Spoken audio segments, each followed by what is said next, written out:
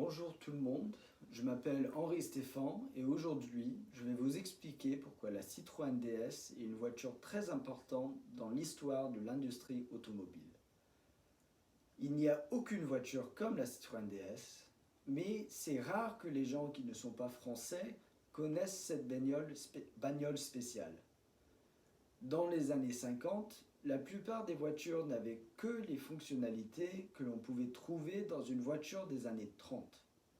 Ça, c'est parce que pendant la Seconde Guerre mondiale, ils avaient arrêté le développement des nouvelles voitures pendant ces années.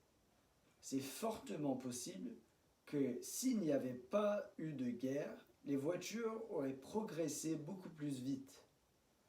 Quand la guerre a fini, les fabricants de voitures n'avaient plus de matériaux pour construire des voitures. Et le public en général n'avait guère d'argent. Mais il fallait quand même que l'industrie construise des voitures pour que les gens puissent se déplacer.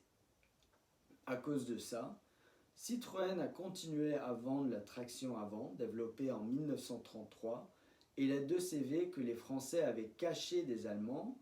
Citroën avait développé la 2CV avant la guerre et ils ne voulaient absolument pas que les nazis trouvent les dessins. Les nazis cherchaient une nouvelle voiture à vendre au public en général.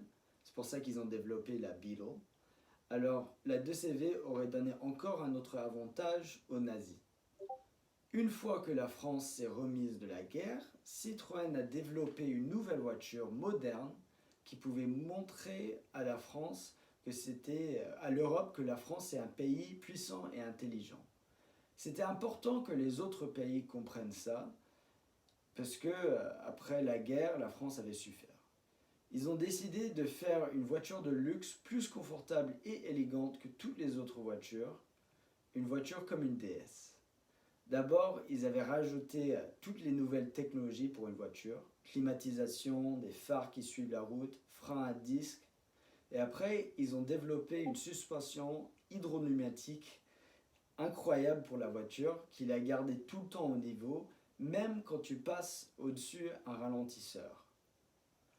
Ça a si bien marché que quand tu as les yeux fermés dans la voiture, c'est fort possible que tu ne cherches pas, que tu ne saches pas que tu es en train de bouger. La voiture est aussi très jolie, avec un air plus élégant et joli que des autres de l'époque.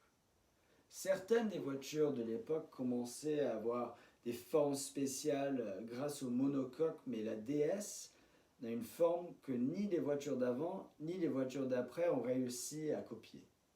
La DS a été tellement bien reçue que Citroën avait vendu 79 000 voitures avant la fin de l'événement annonçant de la voiture.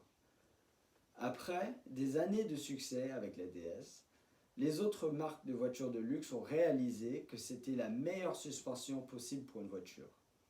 Si tu veux que ta voiture soit confortable, il fallait que tu fasses ce que Citroën avait fait. Rolls-Royce a fini par acheter le droit d'utiliser la suspension hydropneumatique parce que ça marchait si bien.